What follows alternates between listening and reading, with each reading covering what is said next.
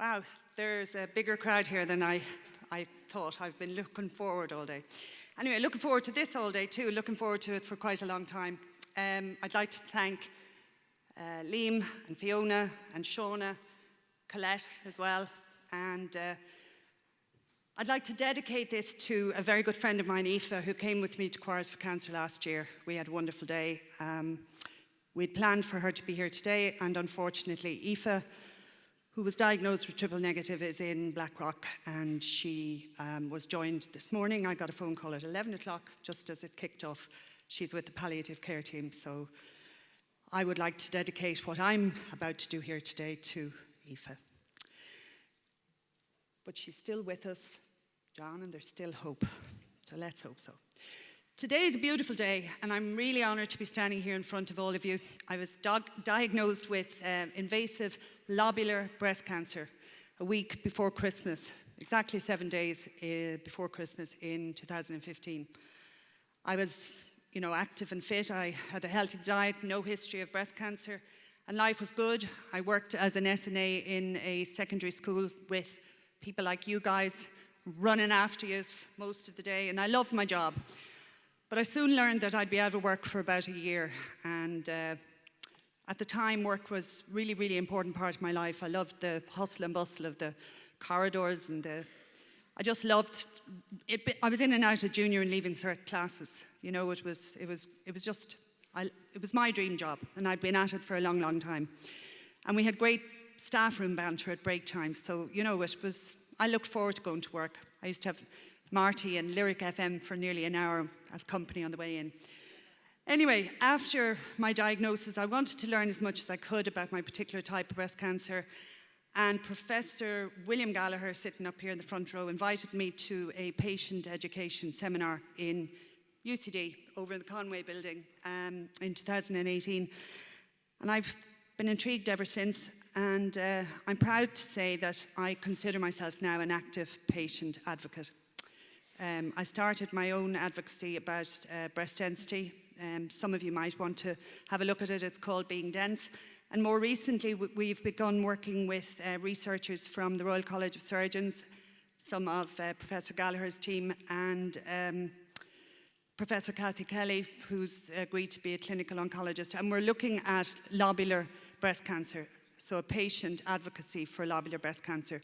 And the first group of patient advocates plan to meet in Portlaoise in a couple of weeks' time, so I'm looking forward to that.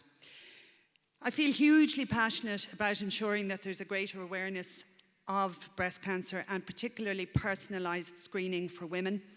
1 in 8 women will develop breast cancer. Younger women also get breast cancer, as do men, and maybe they're a little talked about group.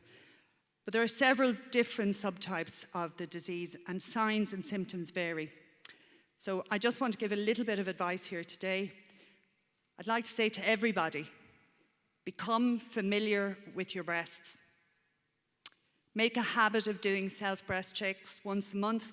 Get to know what your breasts feel like, and check them in a mirror. That's something that, wasn't said very often prior to my diagnosis. I hadn't heard about it.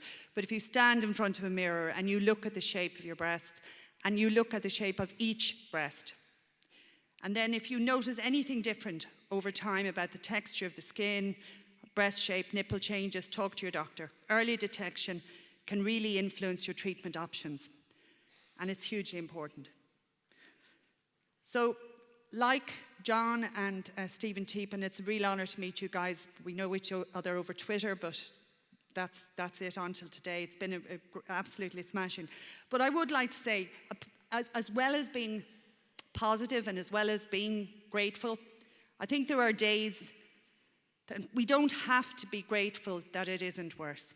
I think it's okay not to be okay.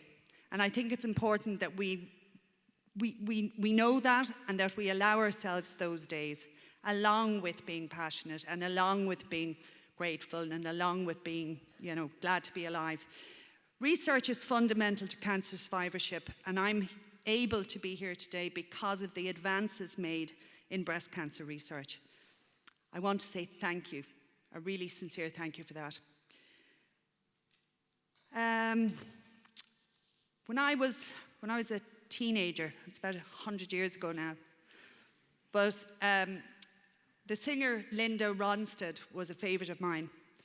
And some of you will have heard about the group called the Eagles. So her backing band, a lot of them went on to form a group known as the Eagles. I don't know, Mount Sion, if you're not old enough to know about this kind of stuff. But anyway, she was asked once, why do people sing? So I'm just going to finish on a little quote from Linda Ronstadt. When she was asked why people sing, she replied, "They sing for many of the same reasons that the birds sing. They sing for friendship and friends. They sing for the delight of being alive on a beautiful day. But perhaps more than the birds, people sing so that subsequent generations will not forget what the current generation endured or dreamed or delighted in. I dream of a day when our world is cancer-free." Thanks very much.